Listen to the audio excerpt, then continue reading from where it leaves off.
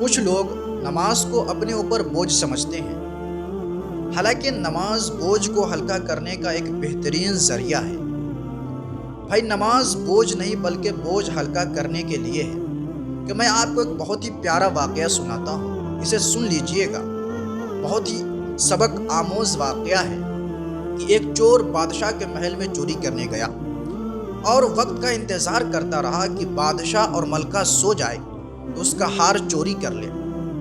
اسی دوران اس نے دیکھا کہ بادشاہ اور ملکہ میں کچھ باتیں ہو رہی ہے، بادشاہ اور ملکہ میں کچھ گفتگو ہو رہی ہے۔ اسی دوران اس نے سنا کہ ملکہ بادشاہ سے کہہ رہی تھی کہ خدا کا ہزار ہزار شکر ہے کہ اس نے ہمیں ایک لڑکی عطا کی ہے۔ اب الحمدللہ وہ جوان ہو گئی ہے، لیکن آپ اس کی شادی کی کچھ فکر نہیں کرتے۔ بادشاہ نے کہا، سوچ تو رہا ہوں کہ کسی حق پسند عبادت گزار فرد سے اس کی شادی کر دوں، لیکن ابھی تک میری سمجھ میں کوئی نہیں آیا۔ ملکہ نے کہا، یہ کیا مشکل بات ہے، آپ اپنے داروغہ کو حکم دیجئے کہ وہ اعلی صبح مسجد میں جائے اور جو جوان سب سے پہلے نماز پڑھنے کے لیے داخل ہو اس کو پکڑ لائے۔ بادشاہ کو یہ باتیں بہت پسند آئی اور اس نے داروغہ کو حکم دیا کہ اعلی صبح مسجد میں جائے اور جو جوان سب سے پہلے مسجد میں داخل ہو اس کو پکڑ لائے۔ داروغہ یہ سب باتیں وہ چور چھت پر سے سن رہا تھا، بڑا خوش ہوا اور چھت سے اترا اور مسجد میں داخل ہو گیا۔ اب جب یہ داروغہ پہنچے اس جوان کو پکڑ لائے تو بادشاہ نے کہا کہ اسے نہلا دھولا کر صاف یعنی فاخرہ لباس، ایک پاکیزہ لباس، فاخرہ لباس یعنی بہترین لباس پہناؤ اور اس کو ہمارے پاس لاؤ تاکہ ہم اپنی لڑکی کی شادی اس سے کریں اور اس کو اپنی آدھی سلطنت بھی عطا کریں۔ بادشاہ نے اس جوان سے پوچھا، کیا میاں خوشبختی تمہیں منظور ہے؟ کیا تمہیں یہ شادی منظور ہے؟ تو خداوند عالم نے اس چور کو توفیق نیک عطا فرمائی اور کہا کہ جب اس جھوٹی نماز پر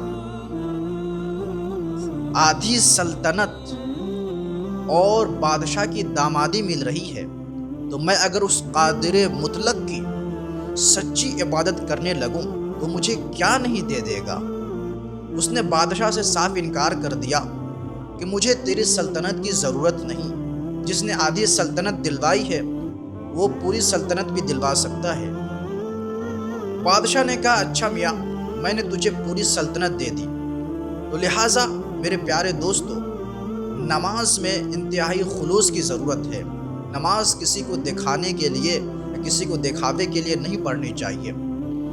یعنی اس واقعے سے ہمیں یہ پتہ چلتا ہے کہ جب خداوند عالم کی جھوٹی نماز پر اس کو آدھی سلطنت اور بادشاہ کی دامادی دے رہا ہے تو اگر کوئی انسان خالصتاً اس خدا کی عبادت کرے تو نہ جانے کیا کیا نہ دے سکتا ہے۔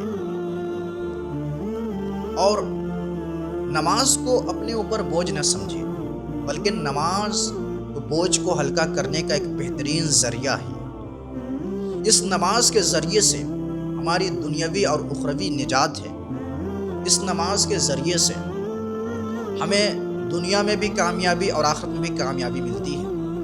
دنیا میں اس نماز کے ذریعے سے کتنی ایسی بیماریاں ہیں جو ہم سے دور کر دی جاتی ہے، اور اس نماز کا سب سے بڑا فائدہ یہ ہے کہ اللہ اور رسول خوش رہتے ہیں، اور جس نے ہمیں پیدا کیا ہے، خلق کیا ہے، وہ خوش رہے، اس سے بڑی بات اور کیا ہو سکتی ہے۔ تو خداوند عالم سے دعا ہے کہ پروردگار عالم جتنے بھی مسلمان ہیں اسے نماز پڑھنے کی توفیق عنایت فرما۔